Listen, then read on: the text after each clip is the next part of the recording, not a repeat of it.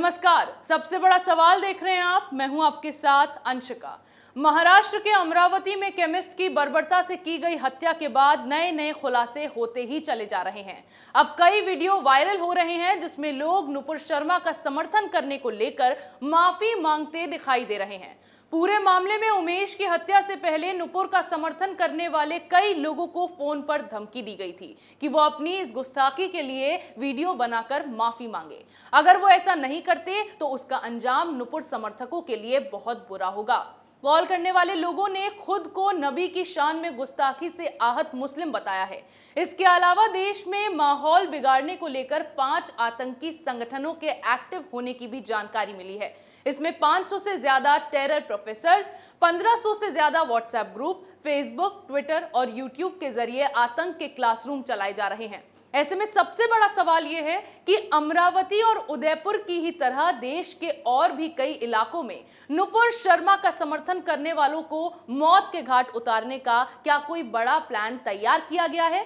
इसी विषय पर चर्चा के लिए मेरे साथ स्टूडियो में मौजूद हैं कैपिटल टीवी के editor in chief doctor Manish Kumar. Doctor साहब, बहुत बहुत स्वागत है। धन्यवाद।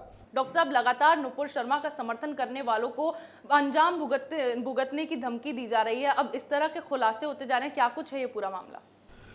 देखिए, ये तो मैं आऊँगा क्योंकि एनआईए की जांच में कई बड़े बड़े खुलासे हुए हैं जिसे आप सुनेंगे तो आप भी दंग रह जाएंगे। लेकिन पहले शुरुआत करते हैं एक जादू से। घटना 21 जून की है। 21 जून में मर्डर हो गया, तहकीकात भी हो गई, एफआईआर दर्ज हो गया, पुलिस ने रिपोर्ट भी रख ली, मीडिया वालों ने भी छाप दिया। लूट की वजह से मौत हुई और सरकार बदली नहीं। उद्धव ठाकरे की कुर्सी गई नहीं और एकनाथ शिंदे साहब आए नहीं। सब कुछ बदल गया, सब कुछ बदल गया। ये जादू आखिर हुआ कैसे? क्योंकि अब सिर्फ पुलिस का ही मसला नहीं है। कहां हैं वो सारे लोग जो गंगा जमनी तहजीब की दुहाई देने वाले लोग? और वो अखबार जो स्थानीय लोकल अखबार में ये जो खबरें छापी गई कि लूट की वजह से हत्या की गई,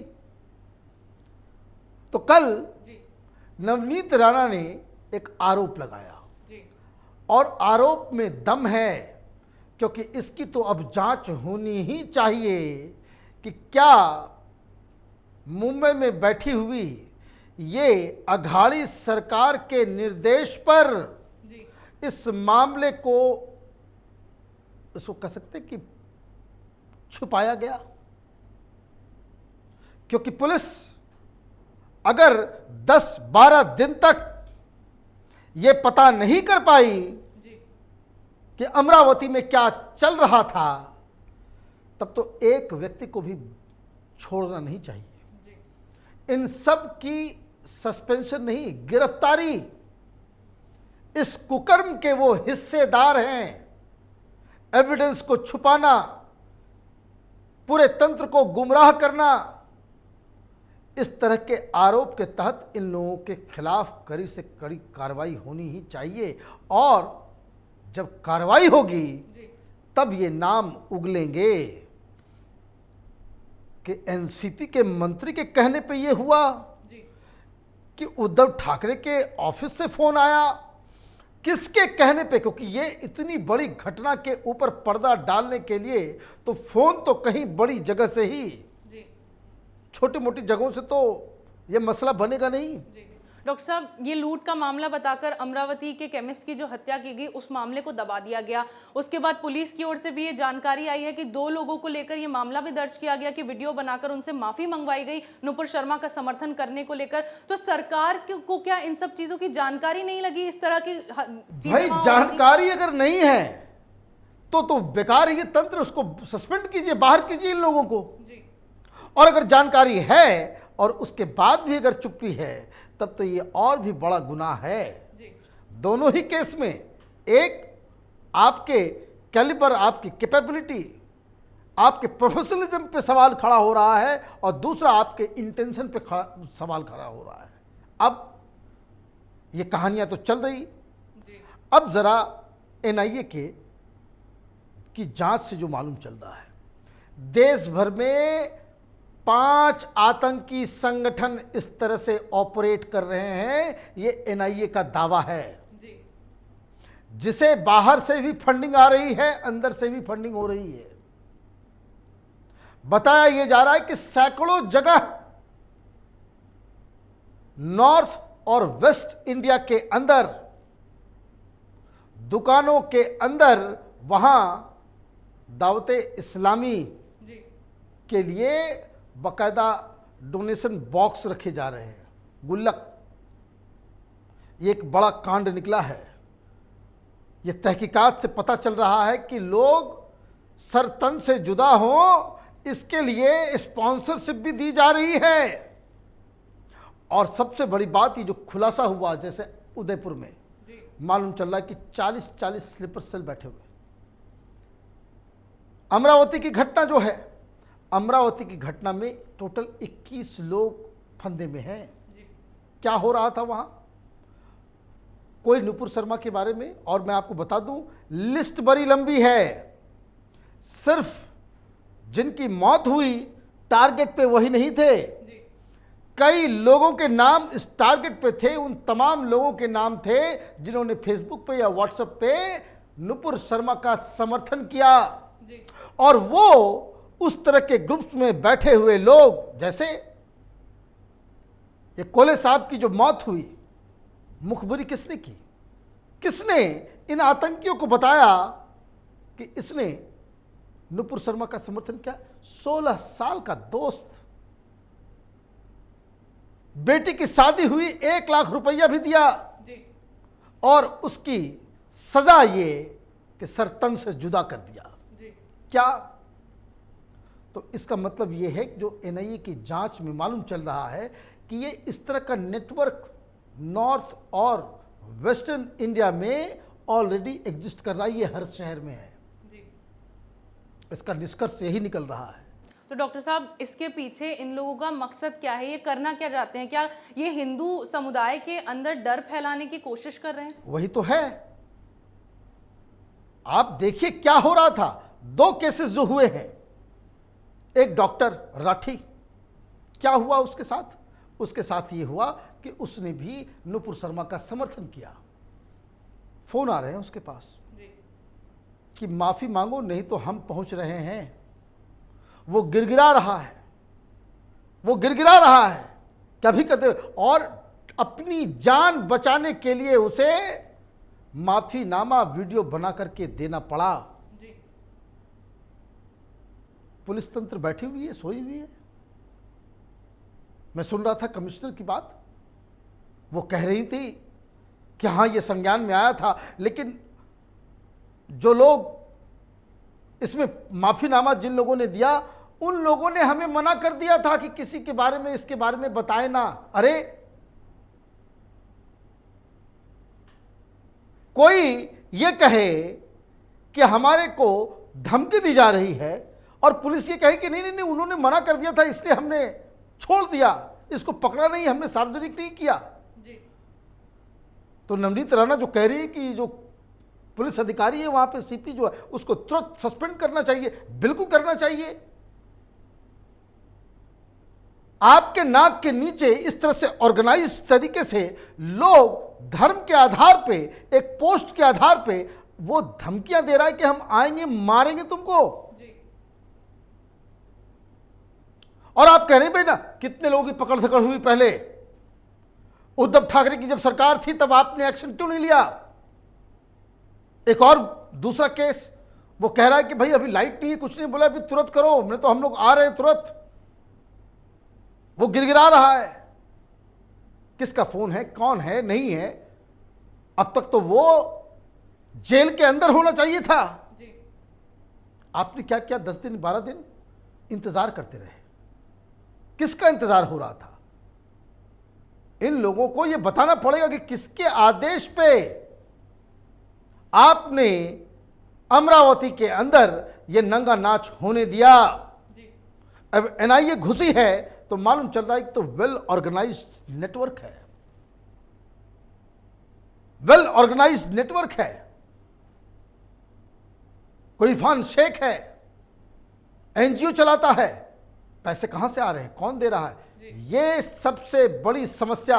हम बार बार कैपिटल टीवी में हमने सुप्रीम कोर्ट के लॉयर अश्विनी उपाध्याय के साथ मिलकर एक वीडियो हमने बनाया था, उसको जरा आप देखिए कि हिंदुस्तान में जो सबसे बड़ी समस्या है आज की तारीख में, वो ये एफसीआरए, ये फॉरेन फंडिंग जो एनजीओ को हो रहे हैं, ये पैसा समाज सेवा के नाम पे आता है और यहां पे दंगा और दहशत फैलाने में इस्तेमाल हो रहा।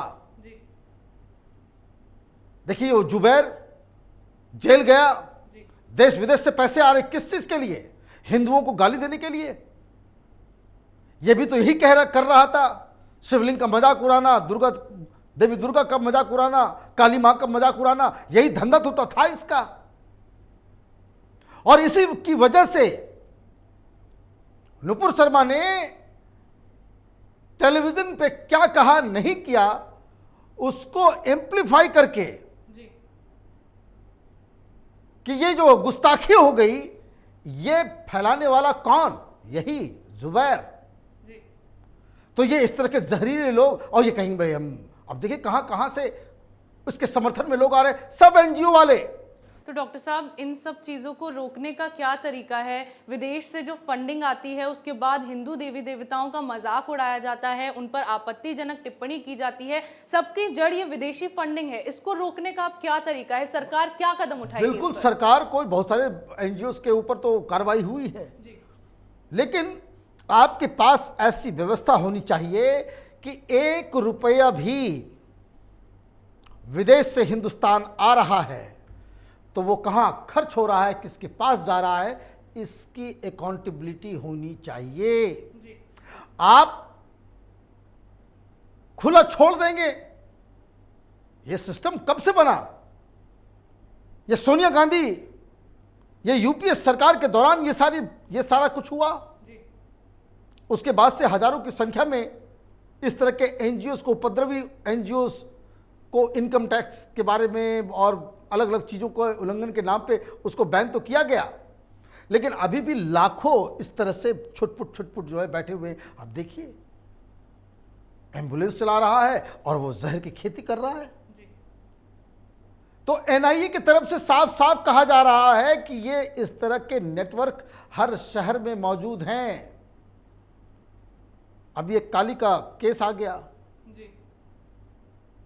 जुबैर को जेल में डाल दिया तो पेट में इनके दर्द हो रहा है, इन लोगों के खिलाफ कार्रवाई हो रही तो पेट में दर्द हो रहा है।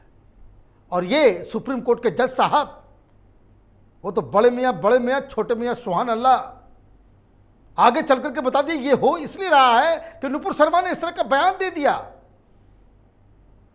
भाई 2 साल से नेटवर्क तैयार है, नुपुर शर्मा के बयान से हो रहा है।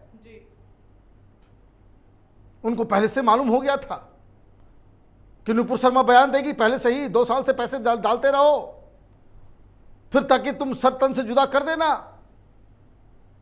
तो ये सारी चीजें जो है वो एक बहुत ही डेंजरस मोड़ की ओर जा रहा है। और इनकी साख, इनकी धाक, इनका पावर ऐसा। अब देखिए, नुपुर शर्मा की गिरफ्तारी की तो मांग हो रही है। वो बूंदी में एक मौलाना जो हाथ काट देंगे, जीभ काट देंगे, सर तन से जुदा कर देंगे, जो ओपन धमकी दे रहा था, लोगों को उकसा रहा था, जिसका वीडियो वायरल हुआ, 24 घंटे के अंदर उसको जमानत मिल गई, भेज दिया गया। कैसे विश्वास होगा सिस्टम के ऊपर, कैसे विश्वास होगा? मतलब हिंदुओं को काट दीजिए, आप हिंदुओं को गाली दीजिए, हिंदू देवी देवताओं का मजाक उड़ाइए, देवी काली को स्मोकिंग करते हुए, सिगरेट जलाते हुए, अब देखिए सारे लोग डिफेंड करने के लिए पहुंच गए। तो एनआईए ने साफ साफ कह दिया है, ये कोई छुटपुट घटना नहीं है, ये छुटपुट घटना नहीं है, खबर मैं आपको बता दूं, कल शायद इसके ऊपर कुछ ये आए। इस तरह से एक मर्डर जिसमें गर्दन काटा हुआ मिला है, वो अयोध्या में एक पुजारी का मिला है। अब वो किस लिए हुआ है नहीं हुआ, उसकी तहकीकात हो रही है। तो एजेंसीज को, सरकार को चौकन्ना रहने की आवश्यकता है। ये जानना समझना, आप बीमारी को गलत डायग्नोस करेंगे, कभी सही दवाई नहीं दे पाएंगे। बीमारी है कि ये जो यंग माइंड्स है, इनके दिमाग में ये कौन डाल रहा है कि कोई गुस्ताखी कर दे तो गर्दन काट दो। ये 72 हुनों के कॉन्सेप्ट के बारे में कौन लोगों के दिमाग में डाल रहा है? जितने भी मदरसे हैं, जितना भी ये मस्जिद है, वहां मौलवी मौलाना, वहां पे क्या गतिविधियां हो रही है, क्या पढ़ाया जा रहा है, क्या सिखाया जा रहा है धर्म के नाम पे, इस्लाम के नाम पे, ये फुल्ली रिकॉर्डेड होनी चाहिए हर जगह, सीसीटीवी, ऑडियो, वीडियो, सबका, ताकि आप ट्रैक कर सकें कि किस जगह पे क्या बताया और सिखाया जा रहा है। तब जाकर के ये कंट्रोल, फॉरेन फंडिंग, मौलवी मौलानाओं के ऊपर नज़र रखना, और इस तरह के तमाम गतिविधियों में जो लोग पकड़े जाते हैं, उन्हें, उनके परिवार वालों को वो एग्जेम्पलरी पनिशमेंट, उसके लिए नया कानून बनना चाहिए। कानून है नहीं भैया, आपके घर में आपका बच्चा ये कट्टरपंथी मौलानाओं का यूट्यूब देख रहा है, वहीं से ट्रेनिंग चल रही है, ट्रेनिंग चल रही है। वो क्या पढ़ रहा है, क्या पढ़ाया जा रहा है यूट्यूब में, वो क्या देख रहा है, ये घर के गार्जियन देखेंगे नहीं। तो ये एक बहुत ही डेंजरस मोड़ की ओर हिंदुस्तान जा रहा है। अमरावती का जहां तक मसला है, इसका इन्वेस्टिगेशन होना चाहिए कि उद्धव ठाकरे की सरकार जब थी तो किसके कहने पे पुलिस ने इस पूरे केस के ऊपर लीपापोती करने की कोशिश की। और दूसरा, जो एनआईए की जांच से मालूम चल रहा है, इमीडिएटली बिना किसी समय को व्यक्त बर्बाद किए हुए केंद्र सरकार को, राज्य सरकारों को इसके खिलाफ ऐलान जंग की घोषणा कर देनी चाहिए। जी बिल्कुल, ये जिहादी नबी की शान में गुस्ताखी की आड़ में देश में बेगुनाहों का सर तन से जुदा कर हिंदुओं में डर का माहौल पैदा करने की कोशिश कर रहे हैं। हिंदू देवी देवताओं का अपमान करने पर इनकी जुबान नहीं लड़खड़ाती है, लेकिन पैगंबर पर नुपुर की टिप्पणी के बाद इन्होंने कानून तो अपने हाथ में लिया ही, साथ ही सजा भी खुद ही तय कर ली। पूरे मामले में नुपुर शर्मा को तो इन जिहादियों ने दोषी मान लिया, लेकिन उस तस्लीम रहमानी का क्या, जिसने नुपुर से पहले भगवान शिव का अपमान किया था, उन्हें इस तरह की टिप्पणी करने के लिए उकसाया था। तस्लीम रहमानी का तो कहीं जिक्र तक नहीं किया गया, मगर नुपुर के समर्थन में भी अगर कोई बोल दे तो उसका सर कलम कर दिया गया है। अब इन जिहादियों की इस गुस्ताखी को रोकना सरकार के लिए जरूरी हो गया है, क्योंकि आज अगर इन्हें नहीं रोका गया तो कल ये देश के लिए ही खतरा साबित होंगे और अंजाम बहुत बुरा होगा। इस विषय पर चर्चा का आपका बहुत बहुत धन्यवाद। धन्यवाद। सबसे बड़ा सवाल में मेरे साथ आज इतना ही। अगर आपको हमारे वीडियो पसंद आया हो तो इसे लाइक करें, शेयर करें, कमेंट करें, साथ ही हमारे चैनल को सब्सक्राइब करना ना भूलें।